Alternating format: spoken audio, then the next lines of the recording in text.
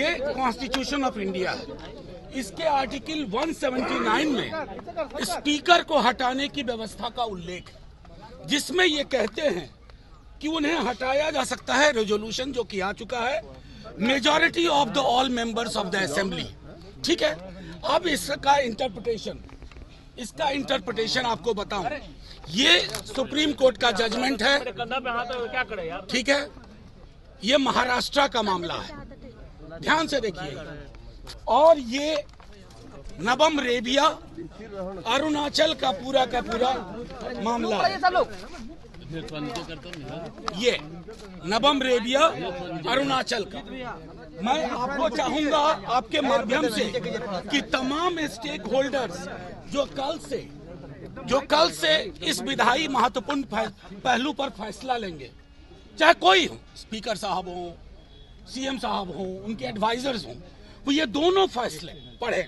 उस फैसले को मैं सबसे पहले अरुणाचल में बताता हूं कि स्पीकर को हटाने के लिए कितनी संख्या चाहिए। All the 10 members of the assembly, इसका मतलब है कि जो actual members of the assembly हैं, रहने वाले और वोट करने वाले नहीं, एक्चुअल मेंबर्स, यानी कि 243 में 122 चाहिए स्पीकर को हटाने के लिए।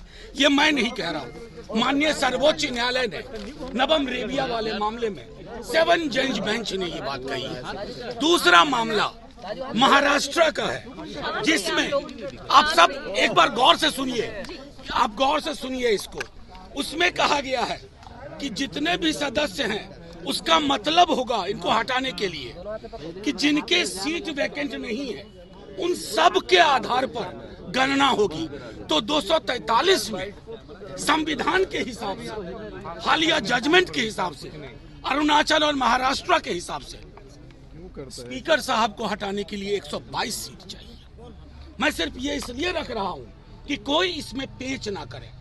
गांधीवाद की बात करने वालों से भी आग्रह करूंगा कि कौन से गांधी पसंद है, करेंसी वाले गांधी या हेराम वाले गांधी। करेंसी नोट पे छपे गांधी के प्रति अगर सम्मान है तो आप वही करेंगे जो करते आए हैं, लेकिन अगर गांधी है तो आपको ये तय करना होगा कि ये फैसला इसी हिसाब से होगा। और हम सब एकजुट हैं लोकतंत्र बचाने के लिए। बच्चा इस बिहार का कल के दिन का इंतजार कर रहा है। हमारी ओर से ये चीजें स्पष्ट है कि हम संविधान के दायरे में चलने के लिए मजबूर करेंगे।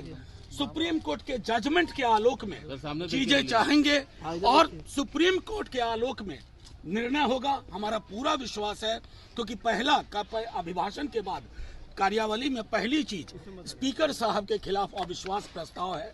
उसके संदर्भ में मैंने दोनों जजमेंट का जिक्र कर दिया, 179C का इंटरप्रिटेशन जो है वो कर दिया, दोनों जजमेंट की कॉपियां आपको दिखा दी। मैं चाहूंगा कि सरकार में जो एडवाइजर्स हैं और जो बड़े बड़े लोग हैं, स्टेक होल्डर्स हैं, वो सब गौर से देखें, पढ़ें इन फैसलों को और उसके आधार पर बिहार में और देश में लोकतंत्र के लिए एक संदेश। इंडिया के बाद जो है आप लोग कह रहे हैं जिस तरीके से